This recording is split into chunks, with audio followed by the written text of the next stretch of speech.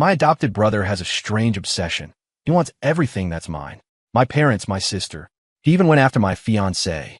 In my past life, he took almost everything from me. But he doesn't know I've been reborn. This time, when he steals my fiancée again, I'll turn around and marry Serena Sinclair, the woman he desperately loves but can never have. Suncrest City, Suncrest General Hospital. I slowly open my eyes in a hospital room. Asterisk, this is it. The hospital room I was in before. Did it work?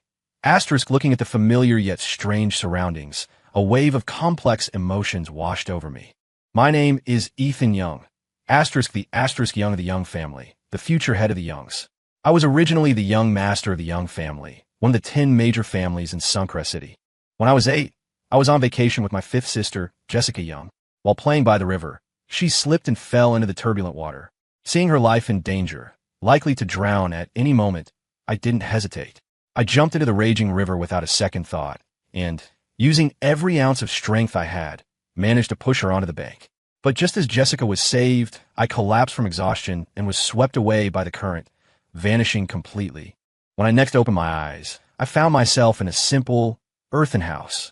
Although I was lucky enough to survive, for some reason, I had lost all my memories. My adoptive parents found me and took pity on me. They cared for me meticulously while I was ill, and at the same time, tried hard to find clues about my family.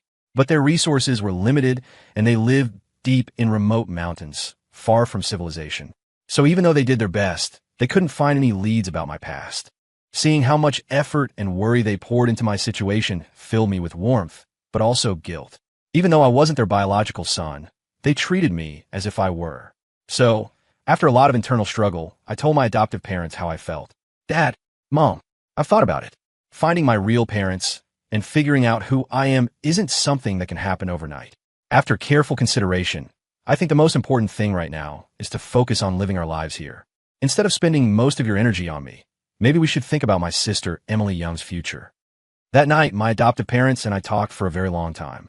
Even though amnesia had wiped away who I was and where I came from, my innate shrewdness and foresight remained. I don't know if my words made a difference, but starting the very next day, my adoptive parents rushed around, insisting on getting me registered with a new identity. And once my new registration was processed, they insisted on enrolling both me and my sister, Emily Young, in school. At first, I strongly objected to them enrolling me. I felt that since I wasn't their real son, they shouldn't have to spend money on me. Besides, the family was already struggling financially. If only Emily went to school, they could manage. But adding me would push their expenses beyond what they could afford. My adoptive parents saw my reluctance. Dad, Mom, maybe you should just let brother go to school. Emily Young chimed in, seeing everything with an awkward smile. You could tell he's meant for big things. Me? I'm not that smart, and I'm slow to learn. Sending a blockhead like me to school would be a waste. But our adoptive parents didn't agree with either of us. They believed both Emily and I had the right to pursue our futures, even if supporting us meant they had to bear a heavy burden. They didn't complain or resent at all. In the end, we couldn't change their minds, so Emily and I enrolled in school as they wished.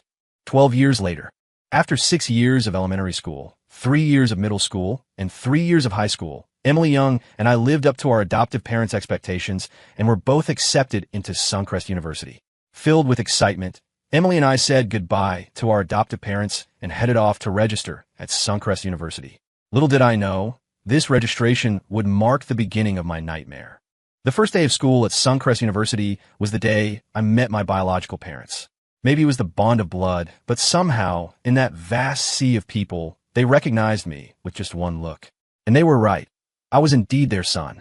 Even now, a lifetime later, I vividly remember the day they showed up with the DNA test results.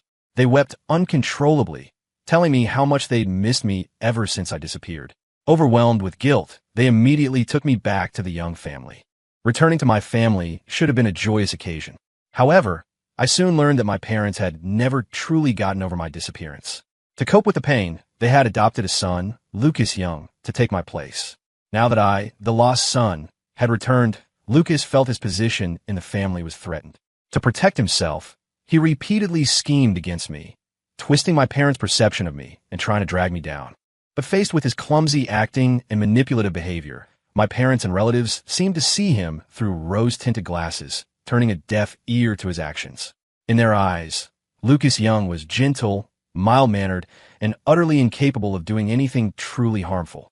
Whenever Lucas framed me, my parents and sisters would strip me of everything to appease him. Under their protection, Lucas used my research to become a renowned professor. Under their care, he took the business deals I had secured and became hailed as a business prodigy. In my past life, I endured it all because they were my family. But my tolerance didn't earn their true affection. Instead, they grew more distant and even hid the fact that Lucas was repeatedly sleeping with my fiancée, Fiona Willow. Later, thanks to Lucas's schemes, I ended up in the hospital unconscious. The doctors said I was in a vegetative state and would likely never wake up. What they didn't know was that, even in my coma, I could hear every word spoken in that room. It was then I learned that the CEO, Serena Sinclair, who harbored an intense, secret love for me, had only eyes for me. She would often lean close, complaining that I was blind, weak, and a poor judge of character. She'd cry, hoping I would wake up soon. She promised that if I woke up, she would give me a home, give me everything. But on the day I finally regained consciousness, Serena Sinclair, the woman whose eyes saw only me, who loved me more than life itself, wasn't there. Instead, her lawyer arrived. He told me that during my coma, Serena had unleashed frenzied revenge against the Young family and Fiona Willow for what they had done to me. She had succeeded in avenging me, but in the end, she suffered a fatal relapse related to her condition and died on the very day I woke up. Serena Sinclair was gone, just like that. After her death, her lawyer followed her will and transferred her entire estate to my name. Only then did I truly understand that Serena Sinclair loved me more than she loved herself.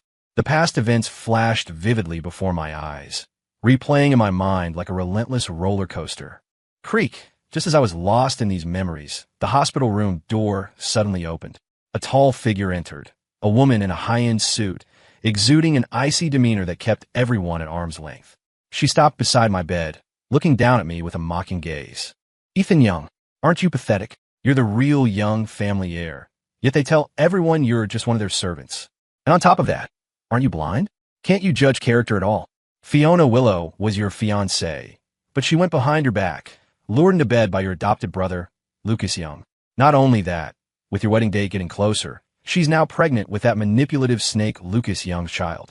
Ethan Young, I know you're Fiona Willow's lapdog, but..." She rambled on.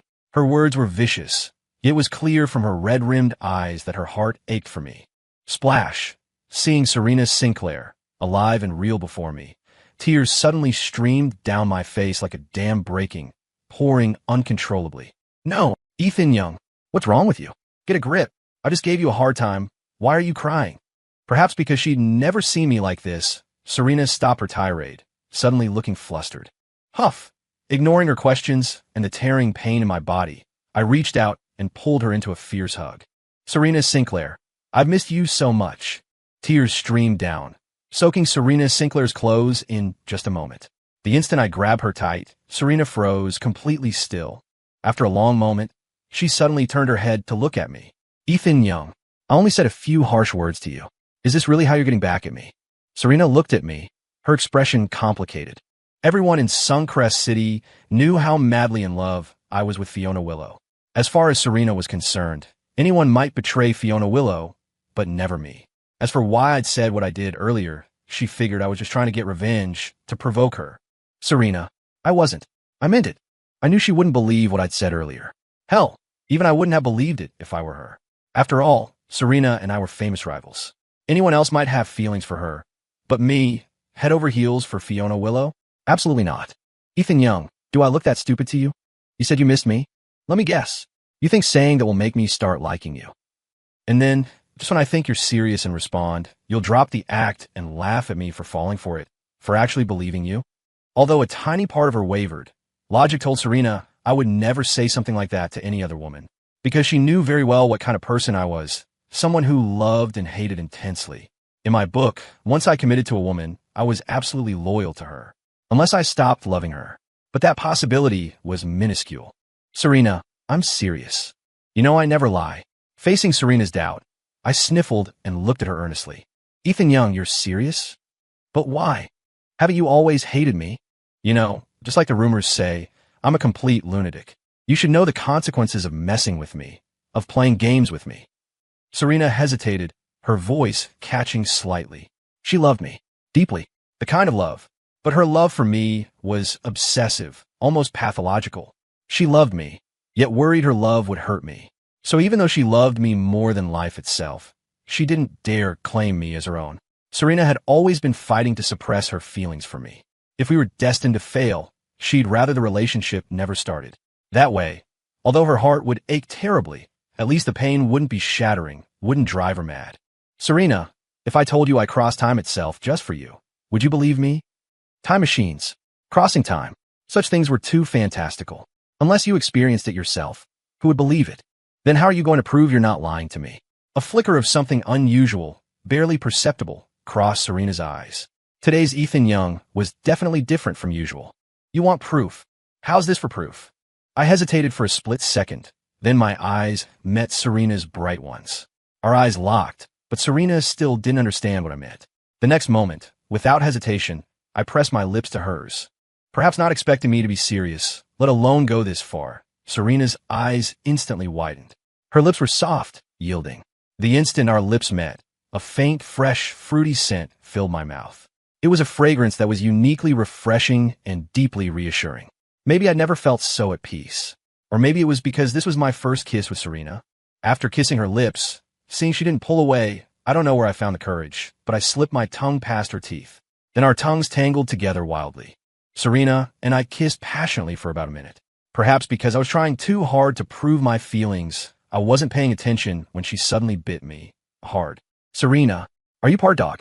Didn't you want proof? I just proved it to you. Why did you suddenly bite me? Serena hadn't bitten lightly. The moment she bit down, bright red blood welled up on my lip. Ethan Young, haven't you heard? I'm saving my first kiss for only one person, my future husband. Serena looked at me seriously, her eyes dark and unreadable. I know, I replied firmly. If you know, then why did you still come on to me? Don't you realize that if you mess with me and then leave, it'll kill me? It was true. This was Serena's first kiss. But this kiss from Serena was meant only for me. If I were with her, she would grow old with me. But if I ended up with another woman, she would choose to die alone, remaining faithful to me forever. I know. So, Serena, let's get married. How can I not know all this? If this were my past life, maybe I wouldn't have understood. But in this life, I just want to be bound tightly to Serena. If she lives, I live. If she dies, then I'll go with her. Marry me. You want to marry me? A flicker of disbelief crossed Serena's eyes. She had thought I'd just lost my mind, that it was the only reason I'd said what I did before. She never imagined that the first thing I'd say when I opened my mouth again would be about marrying her. My request was completely outside the realm of what Serena had considered. So when she heard those words, it felt like a dream. She couldn't believe what was happening. Yes, I knew how much impact those words had on Serena. I also knew Serena wouldn't be able to accept my proposal right away. But what could she do? Faced with my request, she simply couldn't refuse. Even if I'd said it casually, even if I were just joking, or even if it were just a momentary impulse, she would still agree without hesitation, unconditionally. An hour later, outside City Hall, Serena and I walked out hand in hand. Even though we had just gotten our marriage license at City Hall, making us legally husband and wife, Serena still felt like it was all an unreal dream. Ethan Young, am I dreaming? Inside the luxurious car, Serena gripped my hand tightly, still finding it hard to believe we'd actually gotten the license. No, I replied firmly. No. Then, can I take a picture and post it? Make it official. Serena's expression held a trace of joy mixed with caution. She looked hesitant, as if afraid I might get upset. You can, but you can't reveal that we got our license until after the wedding ceremony, I told her. Swish. Hearing this, Serena's initial joy vanished instantly, her face falling. It wasn't hard to see from her expression that she felt incredibly disappointed now. It made sense. After all, the person I'd always loved was Fiona Willow. Now, even though I'd married her, in Serena's eyes, it was probably just an impulsive act or decision made out of spite towards Fiona Willow. Serena, I'm not asking you to hide our license because I don't want to make our relationship public, I explained, squeezing her hand tighter when I saw she'd misunderstood. You know me. In the past, I wasn't just weak-willed, I was also blind, unable to judge people properly.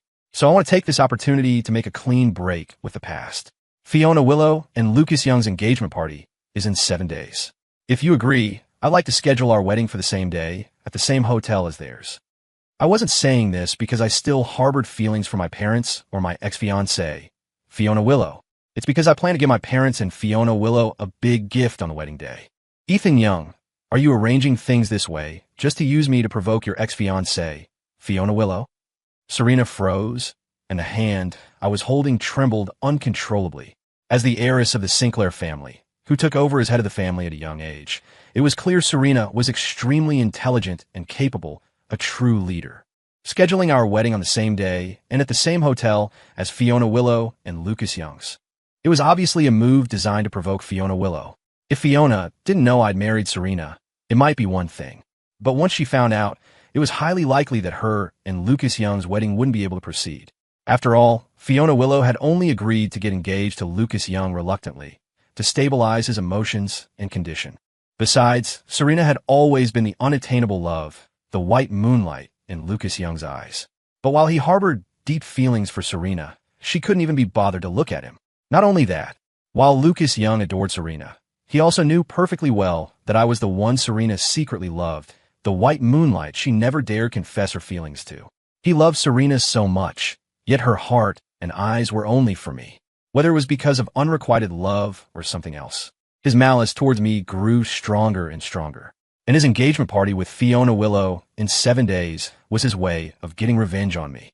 In my past life, faced with his repeated humiliation and provocation, my cowardly nature would definitely have led me to swallow my anger and endure it silently.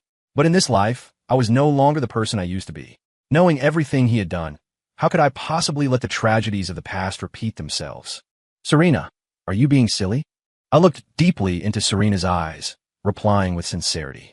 If I just wanted to use you to provoke Fiona Willow, there would have been absolutely no need to secretly get a marriage license with you. Getting this license and marrying you wasn't an impulsive decision. On one hand, I'm doing this to get back at Fiona Willow for her infidelity. And on the other hand, it's because I truly love you and want to marry you. But what if Fiona Willow finds out I'm marrying you and crashes our wedding? Even though I had made myself clear, Serena still felt worried. Will you abandon me, then, and leave with her? No, I replied. I wouldn't marry a woman with no sense of boundaries. I wouldn't marry an indecent woman. And I certainly won't be played for a fool, ending up raising another man's child. As I said this, a chilling glint flickered, almost imperceptibly, in my eyes. You know, hearing my words, Serena froze again. She seemed utterly incredulous that I knew the inside story. Did you also know about Fiona Willow's pregnancy? I froze for a moment. I knew about it because my adopted son, Lucas Young, told me in my past life.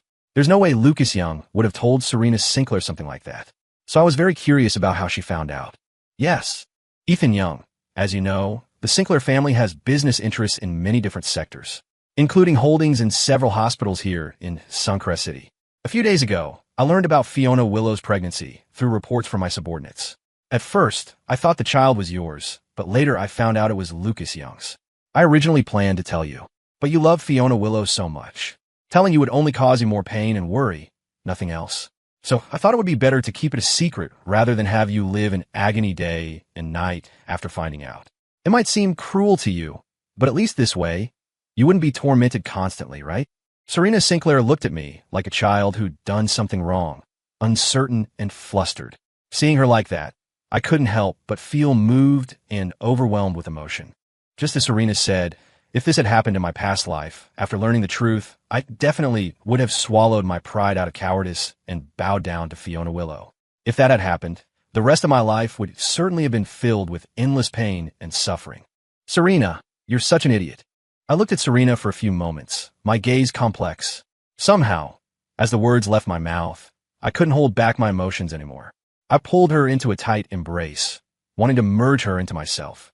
That same day, the news of Serena officially announcing her marriage registration spread throughout Suncrest City.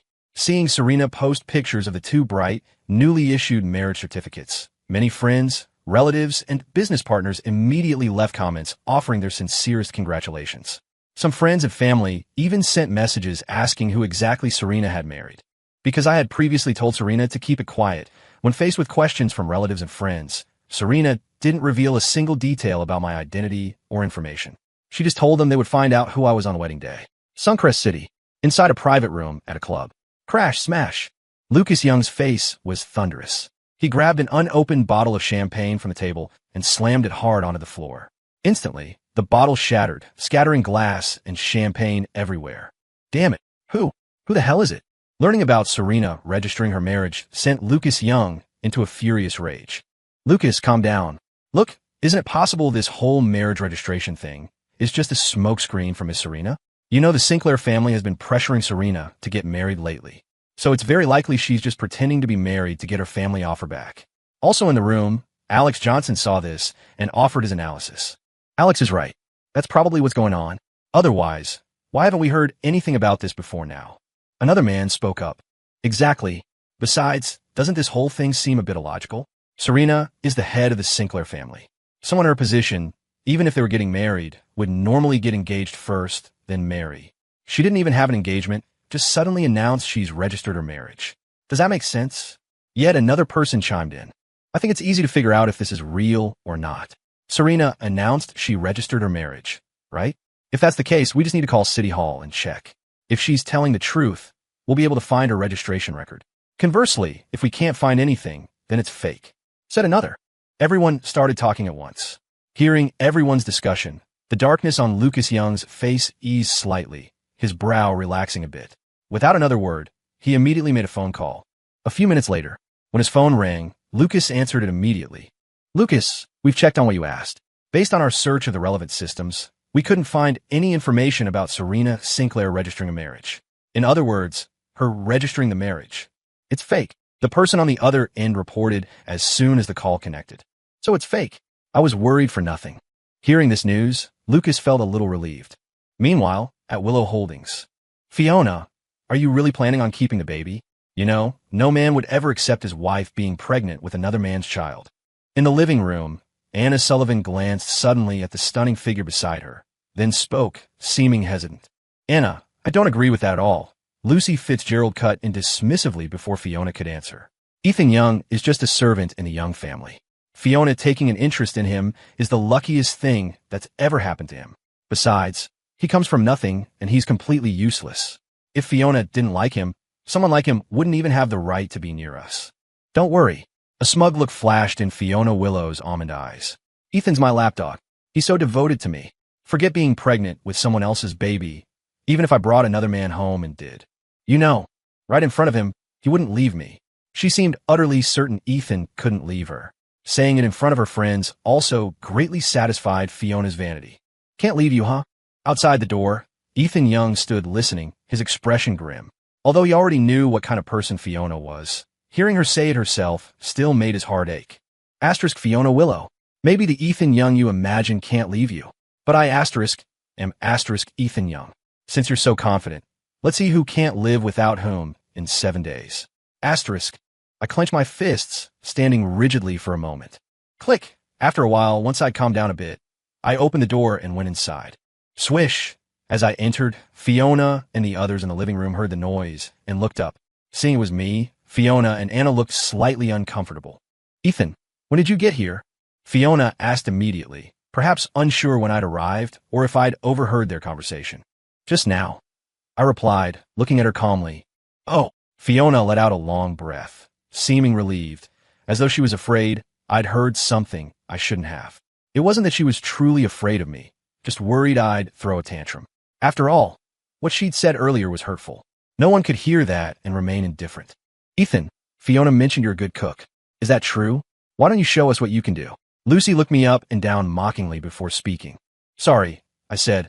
I come from a humble background and haven't had any formal culinary training. So the food I make probably wouldn't suit Miss Fitzgerald's status or taste. Rather than embarrass myself, I think I'll pass.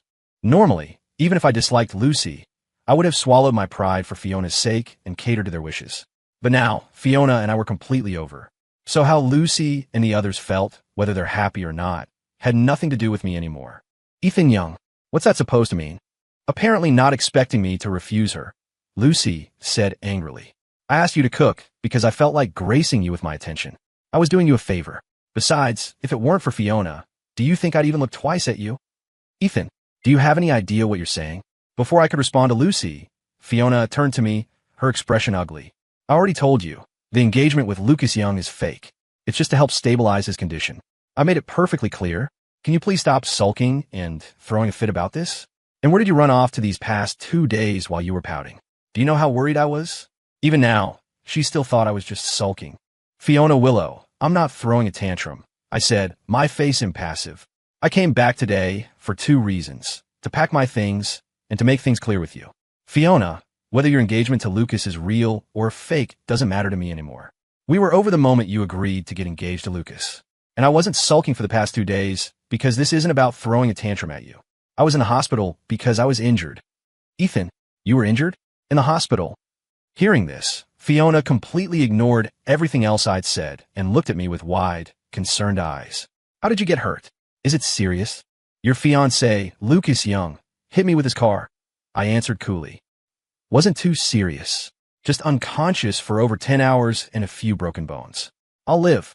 Yesterday, I was hospitalized after an injury. Before I lost consciousness, Lucas Young put Fiona Willow on speakerphone. He told her he'd accidentally hit someone with his car. Hearing the panic and helplessness in Lucas's voice, Fiona tried to calm him down, saying, So you hit someone? What's the big deal? It's not like you killed them. And even if you had, I could make it go away. I knew Lucas called Fiona right there in front of me on purpose. He was disgusting, yes, but would he have dared treat me like that without Fiona enabling and protecting him? When the paramedics took me, unconscious, to Suncrest General Hospital, Fiona didn't even glance at the victim. Her only concern was for the traumatized Lucas. What? Disbelief flickered in Fiona's eyes. You were the one Lucas hit yesterday? That's right. Sorry I startled your fiancé yesterday. I stared directly at Fiona. I remembered what I'd seen and heard before I passed out.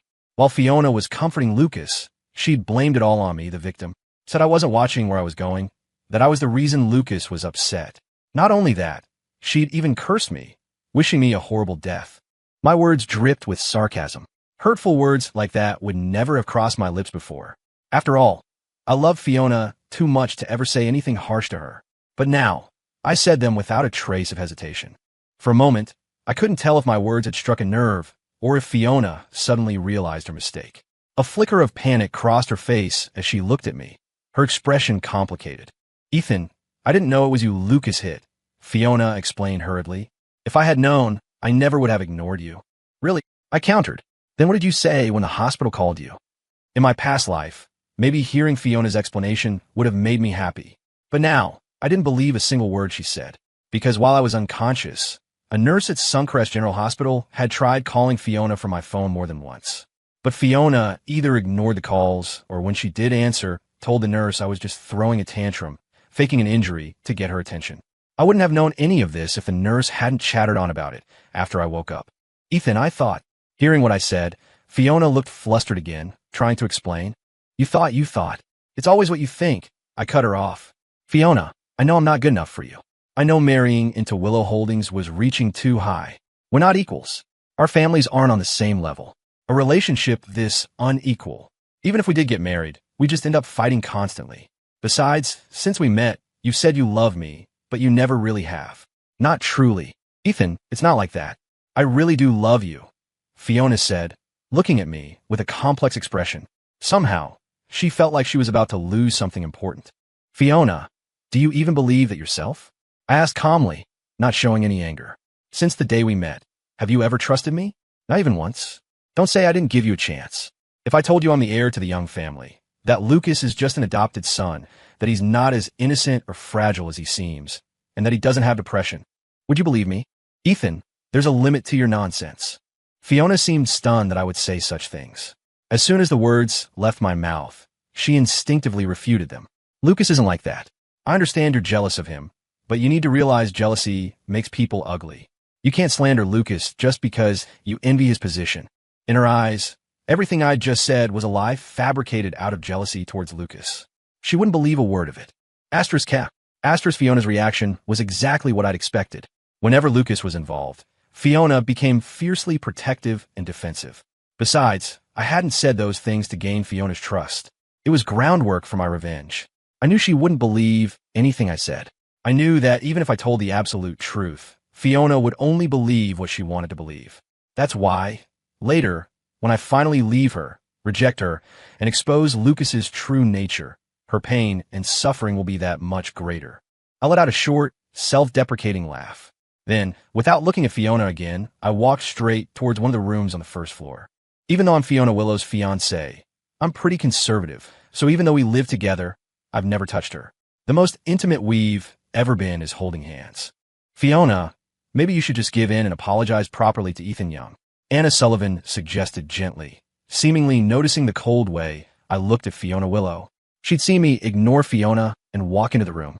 Ethan Young might not come from much, but I can tell he doesn't seem like the type to lie. She'd see me ignore Fiona and walk into the room. Anna, I don't agree with that at all. I think Ethan Young is just saying that to exploit your guilt and get the upper hand. If you let him get away with this, he'll just walk all over you later. So you can't go soft on him. Ethan Young wants to make a scene? Fine, let him stew. I bet he'll come crawling back to you within 3 days. That Lucy is really something else, Anna thought, though she said nothing aloud. Asterisk, looks like I'll need to keep my distance from her from now on. Asterisk. Lucy's right, Fiona said, Lucy's words apparently striking a chord while Anna's left her unconvinced. I don't believe Ethan Young would actually leave me. After going into the room, I quickly gathered my belongings. While there were quite a few things that belonged to me, not many were exclusively mine. I stuffed the clothes and items I had bought myself into a backpack, slung it over my shoulder, and walked out of the bedroom.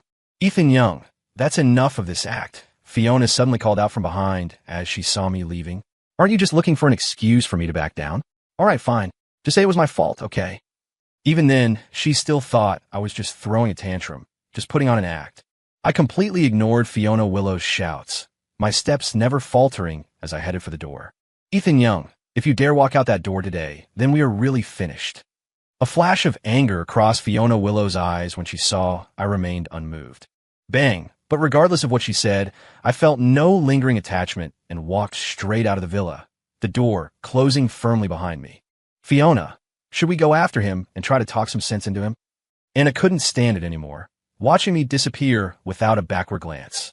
Ethan Young didn't look like he was pretending today. Fiona, you know better than anyone how Ethan Young treats you. Honestly, good, decent men like him are hard to find these days. If you lose him, finding another man as good as him won't be easy. Anna, I disagree. Ethan Young might have looked determined, but when he left, he only took a small portion of his things. What does that tell you? It proves Ethan Young doesn't really want to break up with Fiona. He's just putting on a show. If he really wanted to break up with Fiona, why wouldn't he take all his belongings at once? Lucy's analysis sounded convincing and logical. Under most circumstances, her point would have been valid. But the problem is, everyone's different, and I'm not like other men. I wouldn't leave behind things that are mine. Conversely, I wouldn't take things that aren't. Let him go. Lucy's words were exactly what Fiona Willow wanted to hear. I'd like to see how long he can last out there without me. Although she was angry, she still believed I was just throwing a tantrum, acting childish. And she had a point. I had done things like this before. But every time, I'd ended up caving within a day or two. The longest I ever held out was less than 3 days. It was precisely because of this history that Fiona Willow felt she had me completely figured out. After leaving the villa, I called an Uber straight to the place Serena Sinclair had arranged for me, Pine View Estates in Suncrest City. The estate grounds were expansive, featuring not only a lake, swimming pool, and golf course, but also numerous rare and valuable flowers, plants, and trees. As I got out of the car, Arthur Sinclair came forward to greet me. While instructing the household staff to take my belongings, he spoke.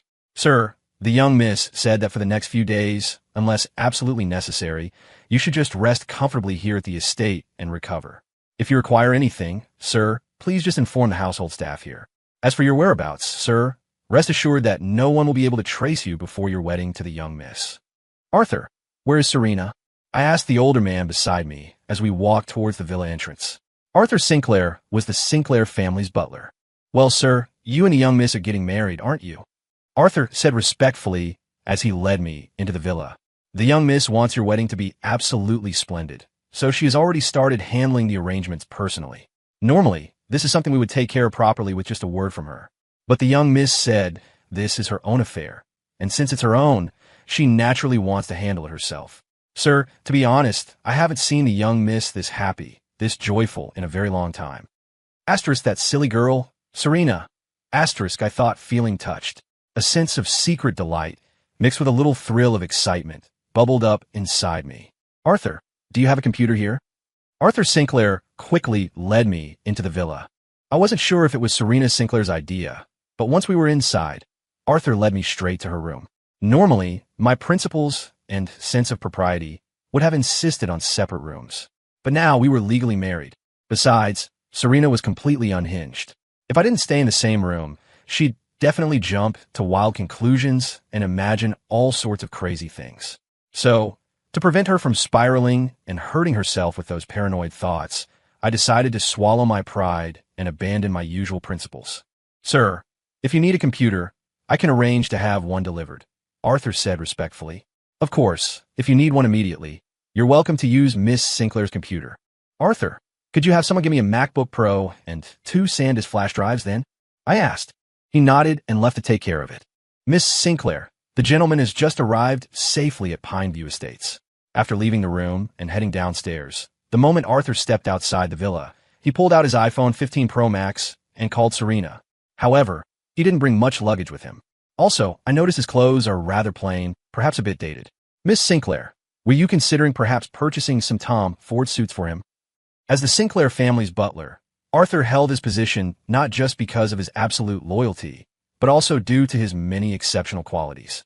His sharp eye, meticulous attention to detail, diplomatic approach, and innate understanding of how to serve his masters, for instance. Suits. A flicker of delight showed in Serena's eyes as she listened to Arthur's report from her Manhattan office. Understood. Before, she never had a good excuse to buy me gifts. But now that we were married, did a wife need a reason to buy things for her husband? Of course not. Back in the room, after Arthur left, I tossed my backpack onto the king-size bed and walked over to the walnut desk. A Mac Studio sat on the desk. I sat down and powered on the machine. The Apple logo appeared, and when the password screen popped up, I automatically typed in my birthday. Just like that, the computer unlocked. The first thing I saw was a selfie of me set as the desktop background. How did Serena get a selfie of me? She probably took it secretly with her Leica when I wasn't looking. This was just one of many photos she had of me. The rest were likely saved in batches to an encrypted iCloud album.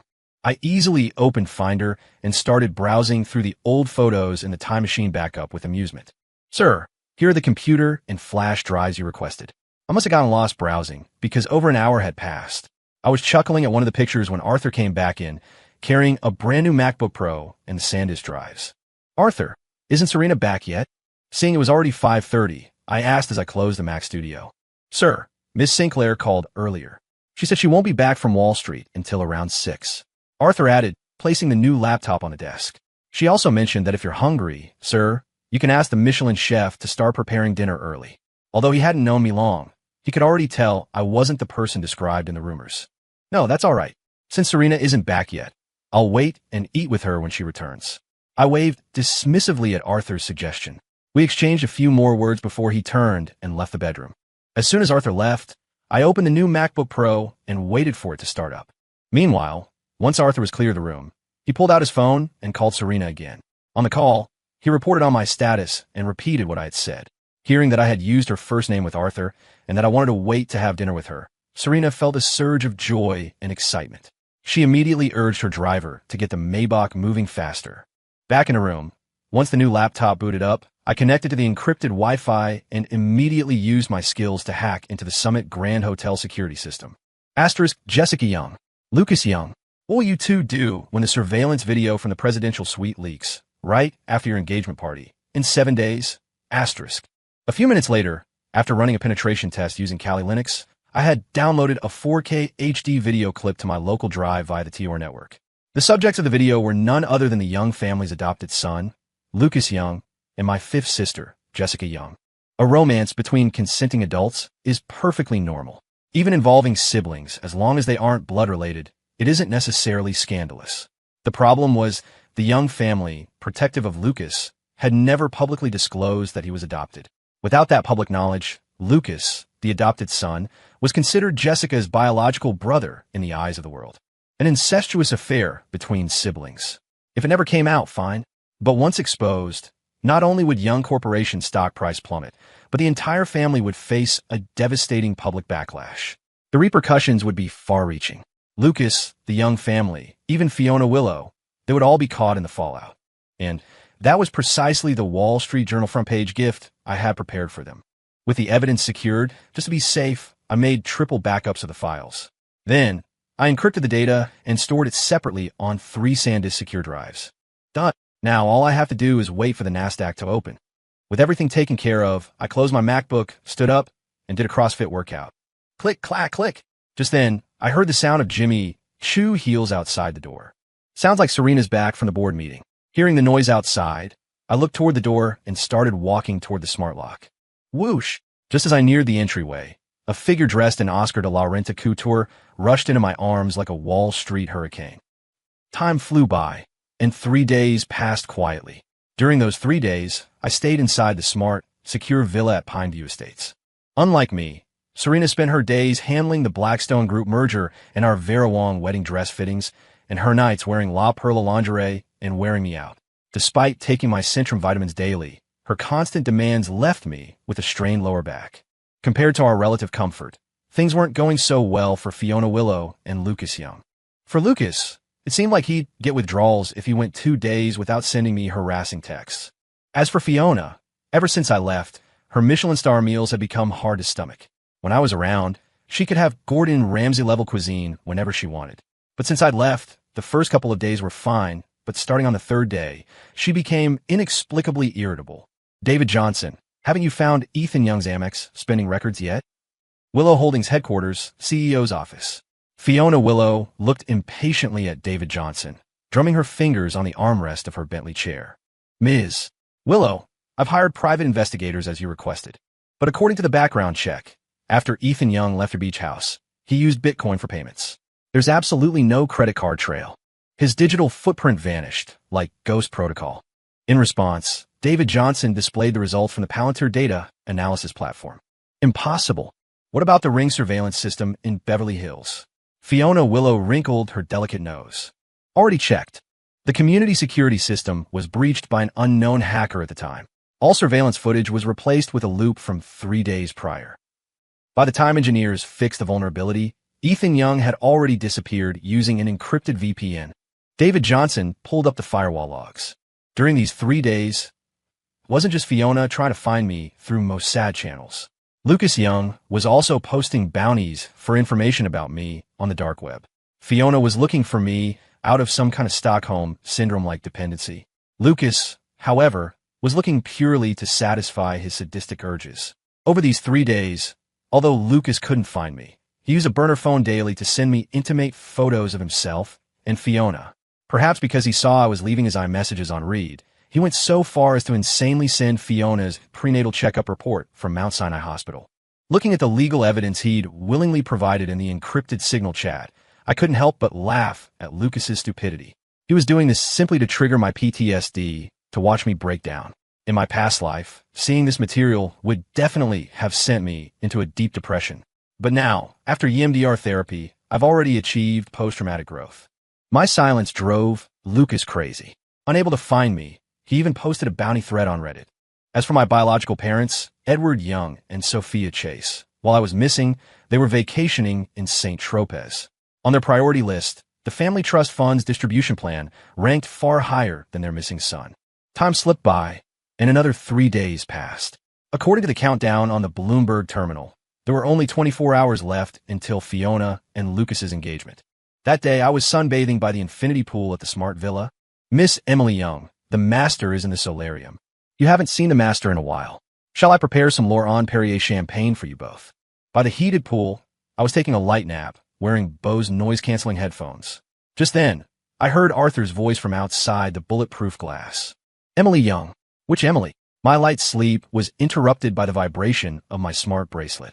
Hearing the chime indicating the genetic lock had opened, I took off my Gucci sunglasses and stood up. Swish! As the bulletproof glass sliding door opened, the familiar jingle of a Van Cleef bracelet reached me before the figure appeared. Bro, as I looked at the figure, the girl clutching a Harvard Law textbook looked back at me. Still the same girl who loved wearing Reformation dresses. Still the same new generation teen who used the Hinge dating app. Emily, how did you hack the villa's biometric system? Bro, you think I took those MIT hacking courses for nothing?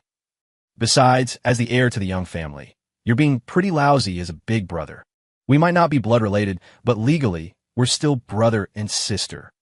As my brother, how could you plan a huge wedding with Serena at St. Patrick's Cathedral and not even tell me or the trust fund executor? If Serena hadn't sent her private jet to pick me up, Were you just planning to elope in Vegas? Emily revealed half her face from behind Balenciaga's sunglasses, expressing her annoyance by flicking through TikTok on her phone. Emily, it's not what you think. My plan was always to take care of things here first, and then go back home later to have another wedding ceremony, following our local traditions.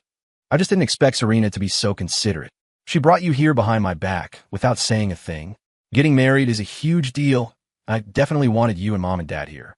But I was worried about the fallout, worried that Lucas Young might get desperate and try to use you guys to threaten me. So my plan was to deal with him completely, cut ties, then take Serena back home to see Mom and Dad and talk about the second wedding. But plans change, right? Who knew Serena would pull something like this behind my back? Fine. Since you admitted you messed up, and since you and Serena are getting married, I guess I can forgive you. Emily didn't know about my plan, but she knows I wouldn't intentionally leave her out. Even though she was a little upset, she decided to forgive me. Come on, bro, spill it. Emily nudged me with her elbow and grinned goofily. You used to be so blind when it came to her. How did you suddenly see the light? Seriously, compared to that Fiona Willow, Serena leaves her in the dust, like miles behind.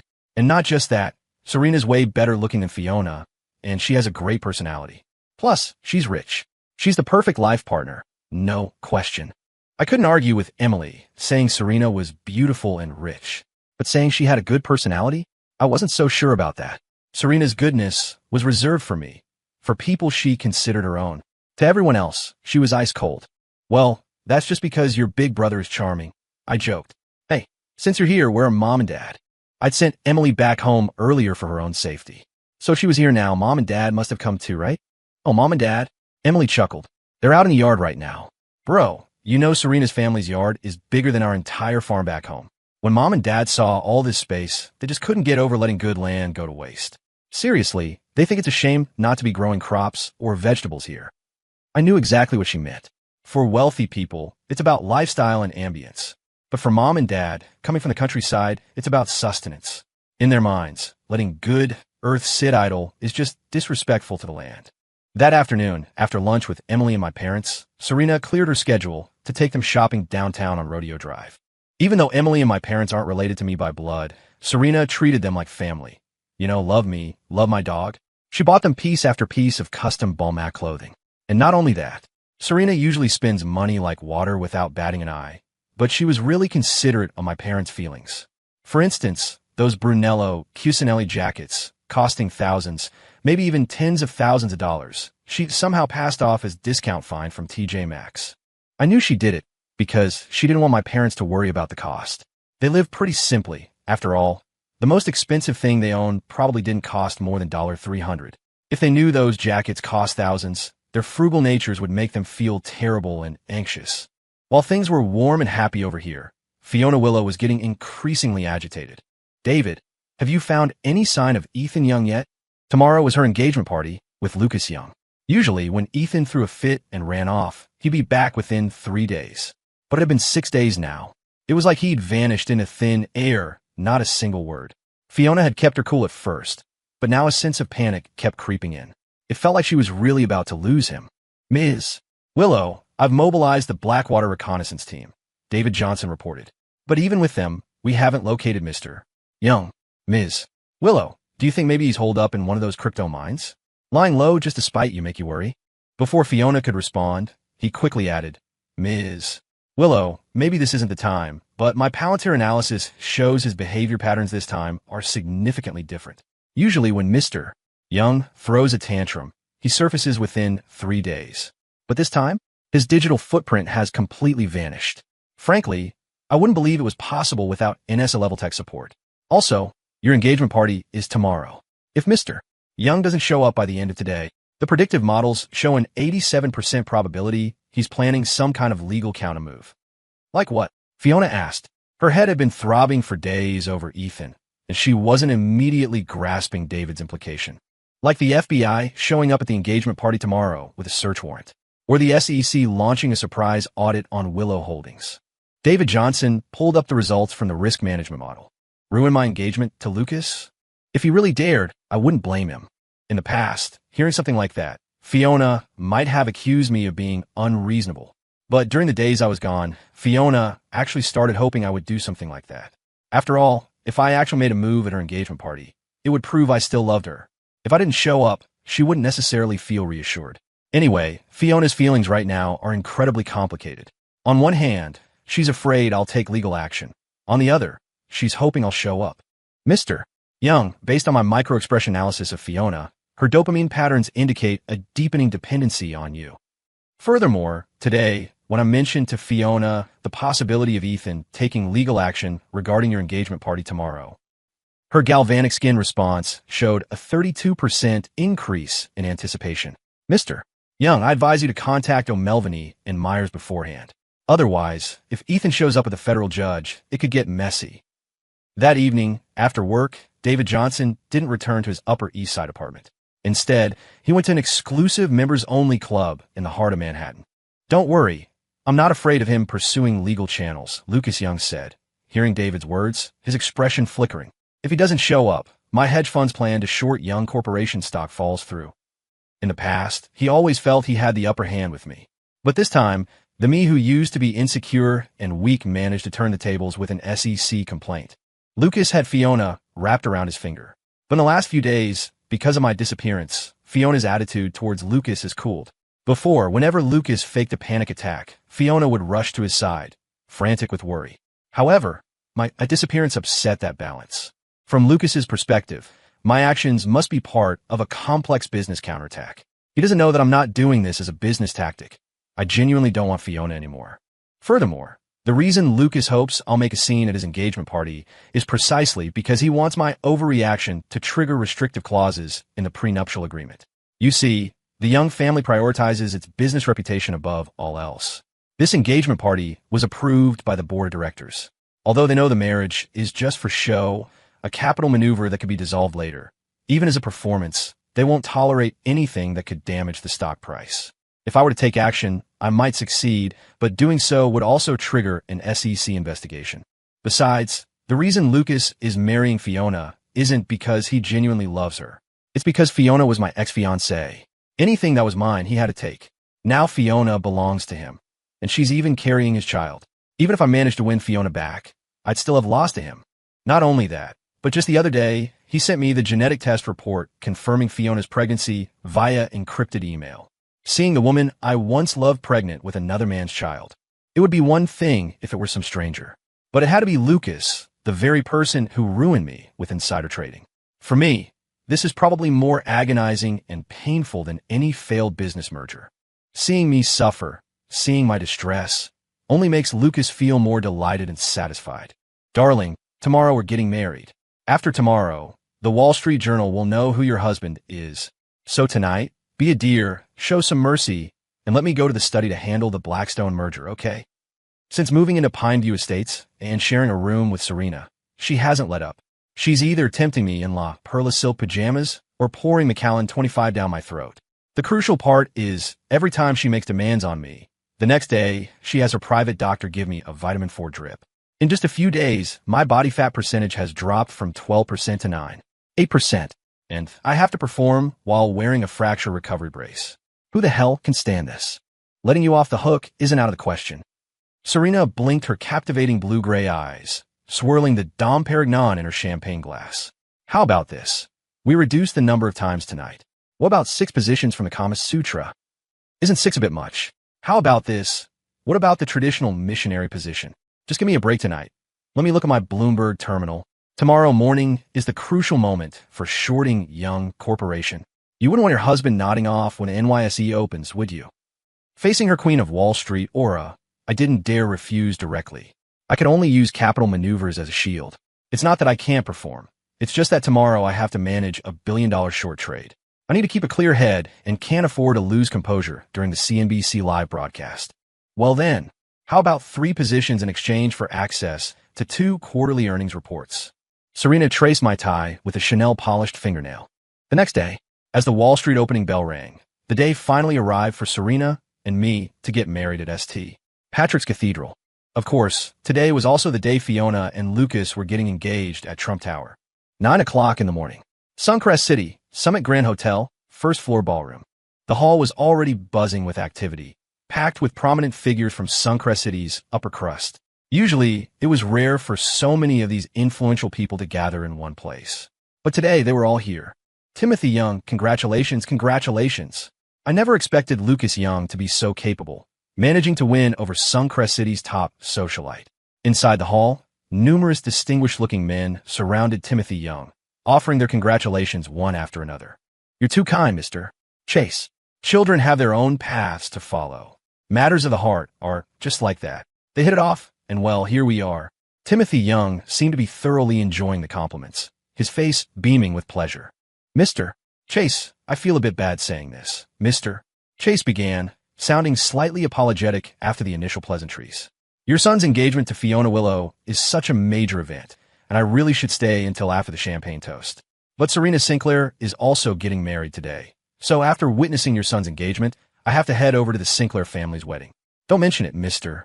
Chase, Timothy replied, though a flicker of displeasure crossed his mind. He didn't show it. Instead, curiosity took over. By the way, do you happen to know who Serena is marrying? You might laugh, Mr. Chase said, but honestly, not just me, but pretty much everyone in Suncrest City's elite has no idea who Serena Sinclair's groom is. Not only that, while we all received her invitation, it only mentions her husband as Mr. Young. Beyond that, there's absolutely no other information. The atmosphere inside the hall remained lively. Outside the Summit Grand Hotel entrance, as a specific time approached, a Rolls-Royce Phantom slowly pulled up. Several women, elegantly dressed in Oscar de la Renta haute couture, stepped out. Jessica, Lucas's engagement party is about to start, Karen Young said worriedly as soon as she got out. It's such an important occasion. That bastard Ethan Young won't show up and cause trouble, will he? Relax. Even if Ethan had 10 times the nerve, he wouldn't dare make a scene on Young family territory, scoffed Jessica Young, the eldest sister, dismissively. TCH. Just then, behind the luxury car they had arrived in, a Maybach Accelero stopped. As the car came to a halt, a valet, already waiting nearby, quickly stepped forward and opened the door. As the door swung open, I stepped out, dressed in a Brioni haute couture suit. Jessica, look, isn't that Ethan? My appearance immediately caught the attention of the 5 Young family sisters who had just gotten out of their car. Ethan Young, what are you doing here? Let me tell you, this is not a place you should be. Furthermore, today is Lucas's engagement day. If you dare cause any trouble, I absolutely will not let you off the hook. As the 5 young sisters stared at me, my gaze swept over them briefly. Then, I looked away, giving them no further attention. Our encounter here today was no accident. It was the result of my careful planning. Of course, the young sisters knew nothing about this. They all assumed I had crashed the party, intending to ruin Lucas's engagement celebration. Especially the 5th sister, Jessica Young. The moment she saw me, she strode furiously towards me and yelled, Jessica Young, stop being so full of yourself. All right? Don't worry, I'm not here today because of your family's stupid business. I'm here for my own wedding. I wasn't surprised by Jessica's hostility, merely stating the facts calmly. You're here for your own wedding? Jessica's eyes filled with scorn as she looked me up and down. Ethan Young, don't you think you're ridiculous? Do you know where you are? This is the Summit Grand Hotel. The minimum cost for a wedding here starts at $5 million. What's more, you don't even have a girlfriend, and you're saying you're getting married? To Serena Sinclair? What if I told you I am marrying Serena Sinclair? Although she was just mocking me, her sarcastic remark hit the nail on the head. I was indeed here to marry Serena. Huh? Jessica laughed mockingly.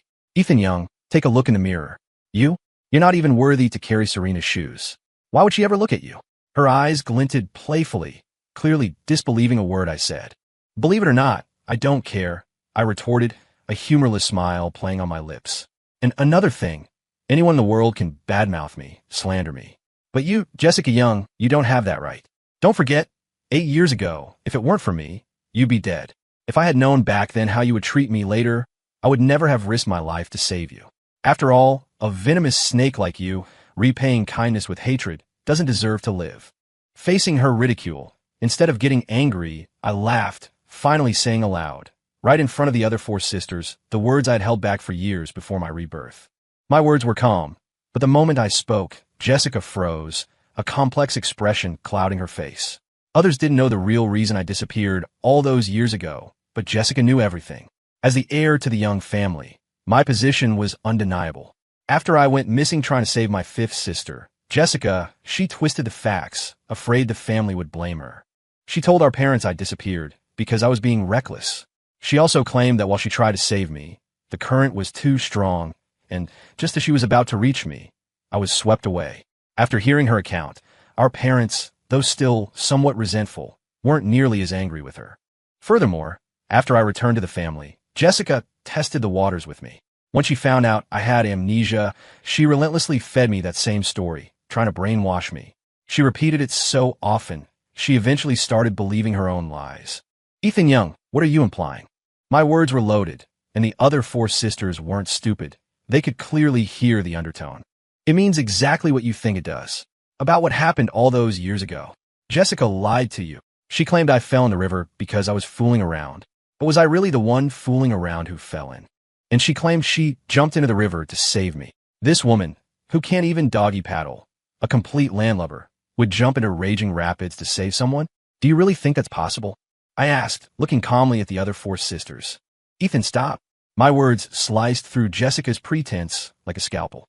As the truth spilled out, some of Jessica's long-buried memories started to resurface.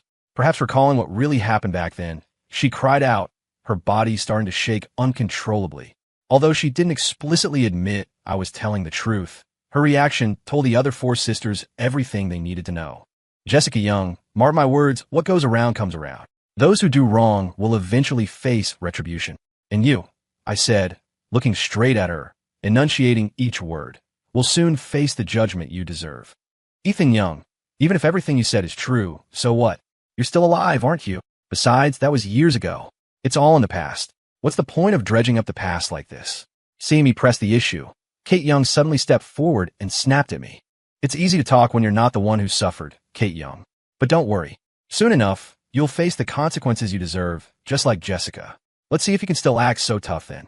I already knew the true colors of the five young sisters all too well.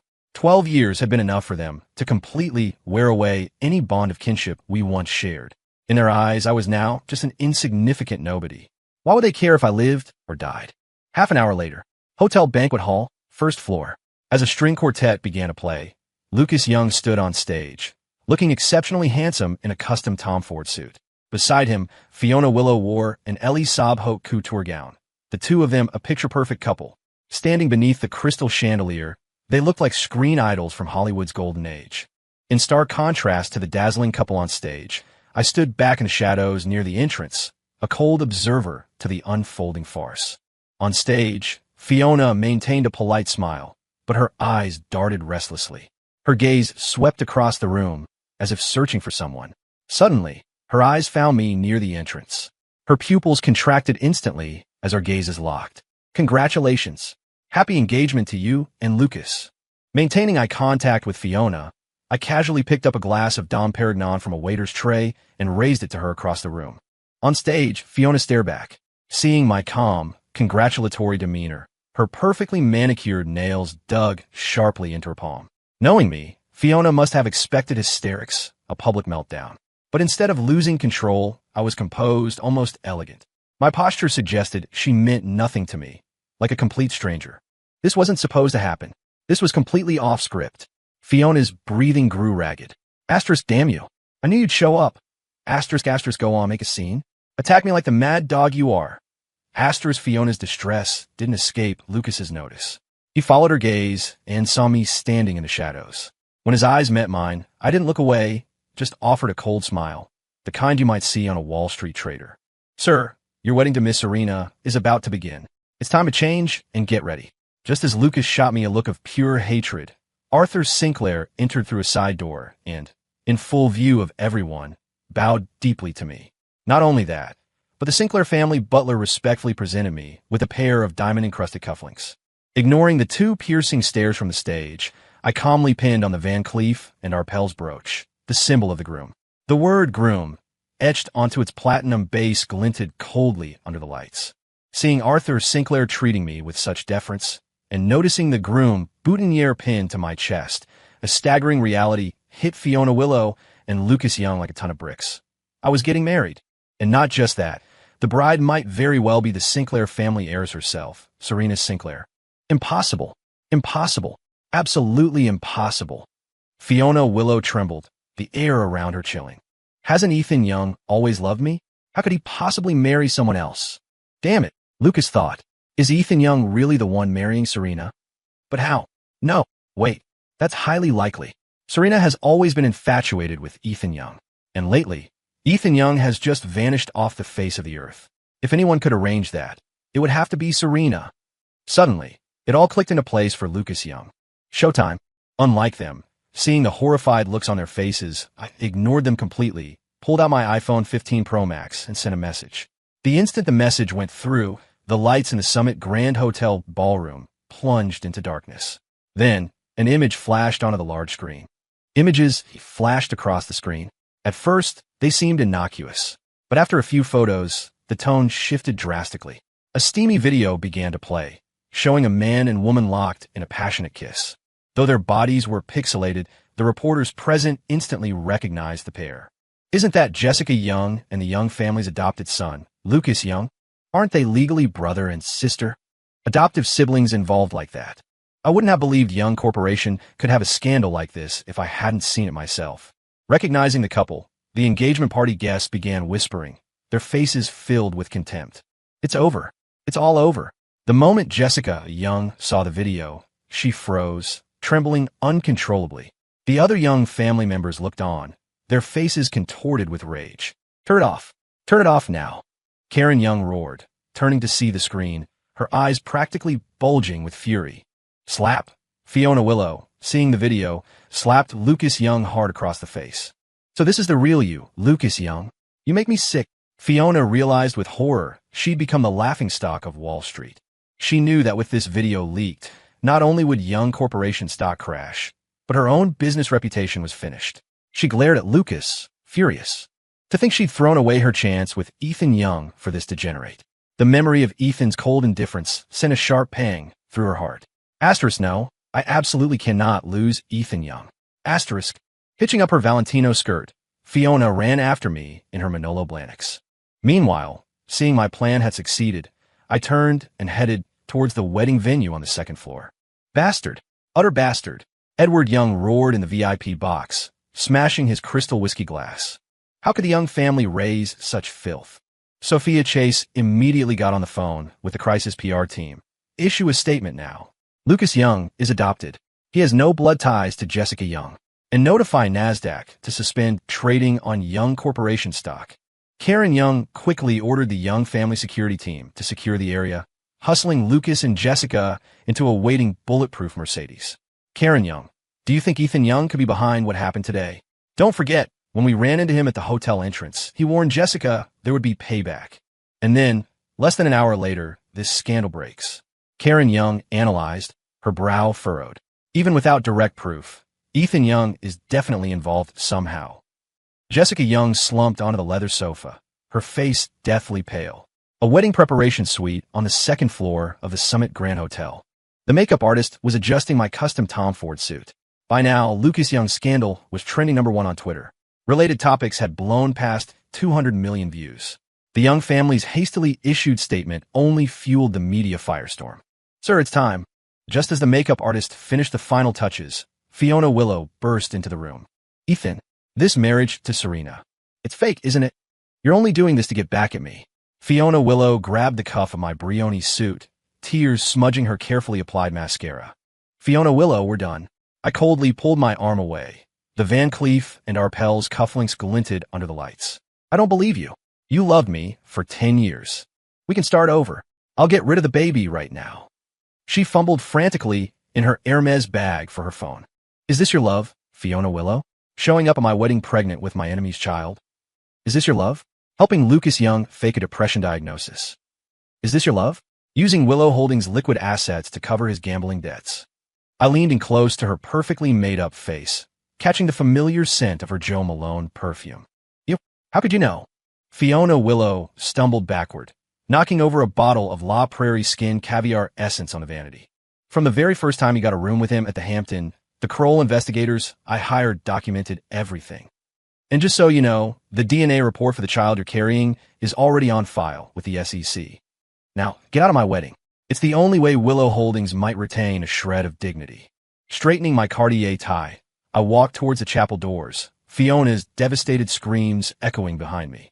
As I walked down the aisle towards Serena Sinclair to the strains of the wedding march, CNBC was broadcasting live coverage of Young Corporation's stock plummeting 37%. Serena Sinclair, her hand adorned with a Harry Winston diamond ring, took my arm. Facing the Wall Street Journal cameras, she flashed a triumphant smile.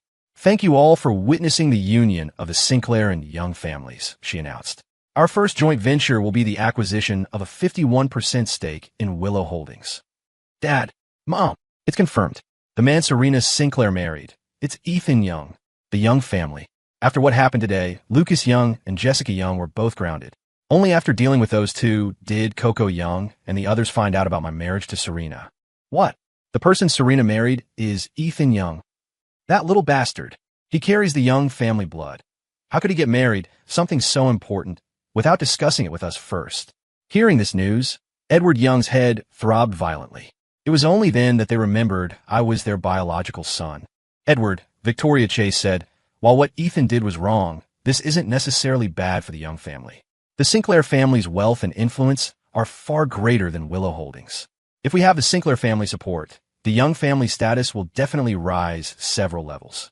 Although Victoria Chase was also unhappy about it, the thought of Serena's status made her expression soften slightly. "Yes, you're right." Edward Young nodded slightly. "All right, call Ethan Young right now. With such a huge mess happening at home, tell him to talk to Serena and ask her to help us minimize the impact of the family scandal." Victoria Chase didn't hesitate. She immediately took out her phone and called me. The line rang until just before it would have gone to voicemail. Then I finally answered. "Ethan Young, I hear you married the Sinclair family heiress?" Victoria Chase asked as soon as I picked up. "Victoria Chase, who I marry, does it have anything to do with you?" I knew the Young family would call, which is why I hadn't blocked their number. I didn't do this out of any lingering affection for them. I just wanted to thoroughly discuss them, let them taste the pain I once suffered. "Ethan Young, how dare you speak to me like that? I'm your mother. What's wrong with me caring about you?" Caught off guard by my words, Victoria Chase paused, clearly taken aback. "Victoria Chase, are you going senile?" I retorted sarcastically. "Aren't I just your family's servant? Whenever I used to call you Mom, you'd look disgusted and order me not to step out of line. Now that I'm doing as you instructed, you're unhappy. Looks like you can dish it out, but can't take it." "Ethan Young, Mom's previous arrangements were indeed inappropriate," Victoria Chase said, cornered by my words. She fell silent for a moment, composed herself, and then continued. "But Mom did it for your own good." "Yeah, right. Everything was for my own good." I scoffed. "For my own good. You slandered me. You humiliated me. For my own good. Whatever Lucas Young said was law." "Victoria Chase, don't you find your whole family utterly disgusting? When I treated you like family, you treated me like dirt. Now that I don't care about you anymore, you suddenly remember me. Huh, don't you think you're pathetic? And let me tell you something else. I will repay you for everything you've done to me over the years. Also, from the moment you started hurting me, there was nothing left between us. Instead of wasting time trying to get close to me, you should be thinking about how you're going to face the retaliation from Willow Holdings. Knowing Fiona Willow, she absolutely will not tolerate being deceived. That's all I have to say. You're on your own." Asterisk click. Asterisk. I said everything I wanted to say. Then, without waiting for Victoria Chase to respond, I hung up on her. To prevent Victoria Chase and the others from harassing me again, I blocked all of them immediately. Meanwhile, after hearing my words and leaving in distress, Fiona Willow first went to Suncrest General Hospital to have an abortion. After the procedure, she had someone investigate Lucas Young. The next day, after some maneuvering, Fiona Willow quickly obtained information on Lucas Young. Fake. It was all fake. I can't believe I was played for a fool by someone like him. After reading the file, Fiona Willow's head was spinning. To think she had hurt Ethan because of a liar. "Ms. Willow," David Johnson said gently. "The doctor said you just had surgery. You need to rest and shouldn't get upset." Although David Johnson had close ties with Lucas Young, even she hadn't expected Lucas to be this kind of person. Seeing Fiona Willow's fury, she inwardly cursed, then tried to placate Fiona. "David Johnson," Fiona snapped, ignoring the attempt to soothe her. "Notify everyone immediately. Effective now. Cease all corporate cooperation with the Young family." She had only one thought in her mind. Make Lucas Young and the Young family pay. "Ms. Willow, Ms. Willow, shouldn't we reconsider this?" David Johnson pleaded. "Lucas Young may have deceived you, but the Young family is innocent. Also, there's something. I'm not sure if I should say it." David Johnson hesitated, then spoke tentatively. "David Johnson, if you have something to say, just say it. Fiona Willow frowned at her hesitation. Ms. Willow, David Johnson said, bracing herself. According to what I've heard, some say that Ethan Young is the true young master of the Young family. Who did you hear this from? Fiona Willow froze.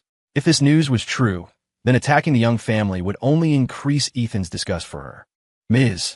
Willow, I heard this from the Young family's household staff, David Johnson explained.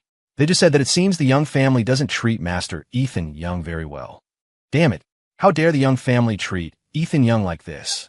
Since they dared to bully Ethan Young, there's no reason for us to hold back against the Young family. David Johnson, use all of Willow Holdings' resources to strike back at the Young family with full force. It would have been one thing if she hadn't known about my connection to the Young family. But after finding out, this knowledge didn't deter Fiona Willow from wanting revenge on the Young family. On the contrary, from Fiona Willow's perspective, if the Young family had revealed my identity sooner, perhaps things between us wouldn't have reached this point. Therefore, she believed it was all Lucas Young and the Young family's fault. As for her, she felt she was merely deceived by the Young family and Lucas Young.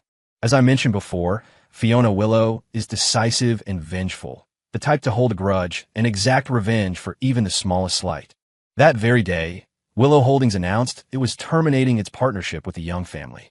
Upon hearing the news, Edward Young tried calling Fiona Willow repeatedly, but none of his calls went through. At the same time, following Willow Holdings' announcement, several business partners who had only worked with the Young family due to their affiliation with Willow Holdings also quickly pulled out, unilaterally ending their cooperation. After this series of cancellations, the Young family's business, which had been managing to operate, faced a cash flow crisis within just a few days. Not only that, but at this critical juncture, one scandal after another involving the Young family was exposed in the media. The exposure of these scandals, to some extent, accelerated the Young family's downfall. In less than a month, Young Corporation was forced to declare bankruptcy. Due to severe internal losses, even after selling all their properties and luxury cars, the Young family couldn't cover the debts incurred by the corporation's losses. Without the protection of the family business, the quality of life for Coco Young and the others plummeted. Coco Young was reduced to being a mere salaried worker. Karen Young was blacklisted by powerful industry figures after being exposed for her diva-like behavior. As for Jessica Young, she ended up becoming an escort to make ends meet. Rumor had it that many wealthy young men and women within their social circle, whom Jessica Young had previously bullied, specifically requested her services. Ultimately, unable to bear the humiliation, Jessica Young took her own life. Compared to her, Edward Young and Sophia Chase didn't fare much better. One suffered a stroke that left him paralyzed and unable to care for himself, while the other couldn't handle the blow, went mad, and was sent to a psychiatric hospital. Compared to their fates, Fiona Willow's situation was somewhat better, but ever since losing me, she fell into deep regret and self-blame. I heard that Fiona Willow, consumed by longing for me, often engaged in self-harm. Seeing her state, Willow Holdings attempted compulsory treatment. However, contrary to expectations, the forced treatment didn't improve her mental state. It actually worsened. Seeing this, Willow Holdings gave up on her and supported another family member to take her place. Compared to them, ever since Serena Sinclair and I got together, we became the model couple everyone envied.